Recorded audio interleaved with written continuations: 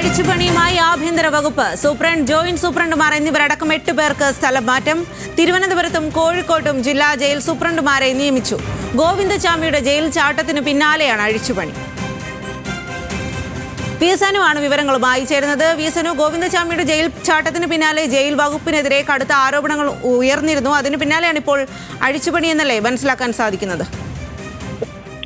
Swathi, ഗോവിന്ദചാമിയുടെ jail ചാട്ടം ഏറ്റവും പ്രധാനമായും വിരൽ ചൂണ്ടിയത് ജയിൽ വകുപ്പുമായി ബന്ധപ്പെട്ട വലിയ വീഴ്ചകൾക്കാണ്. ഈ വീഴ്ചകളുടെ പ്രധാന കാരണങ്ങളിലായി ജയിൽ വകുപ്പ് വിശദീകരിച്ചത് ഉദ്യോഗസ്ഥരുടെ കുറവുണ്ട്.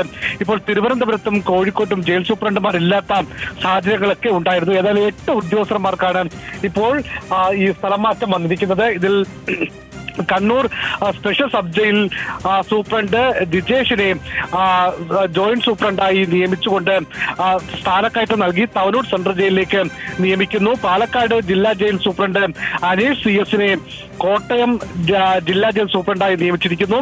Thavanur central jail joint superintendent അർജുനെ വിയ്യൂർ സെൻട്രൽ ജയിലിലേക്ക് സൂപ്രണ്ടായി നിയമിക്കുന്നു. Viyyur central jail joint superintendent Akhil രാജിനെ കോഴിക്കോട് ജില്ലാ ജയിൽ സൂപ്രണ്ടായി നിയമിച്ചിരിക്കുന്നു.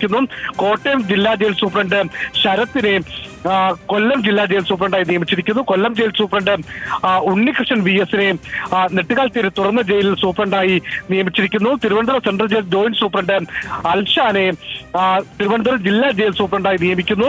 Kannur central jail superintendent Girish കുമാറിനെ അദ്ദേഹത്തിനെ കാസർഗോഡ് ജില്ലാ ജയിൽ സൂപ്രണ്ടായി നിയമിച്ചിരിക്കുന്നു.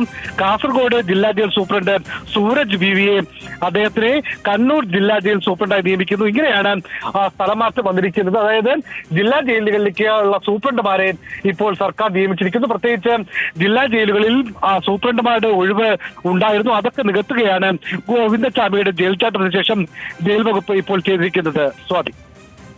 ശരി, ഗോവിന്ദചാമിയുടെ ജയിൽ ചാട്ടത്തിന് പിന്നാലെ ജയിൽ ചുമതലയിൽ അഴിച്ചുപണിയുമായി ആഭ്യന്തര വകുപ്പ് എന്നുള്ളതാണ്. ആ വിവരങ്ങളാണ് വിഎസ്എനു നൽകിയത്.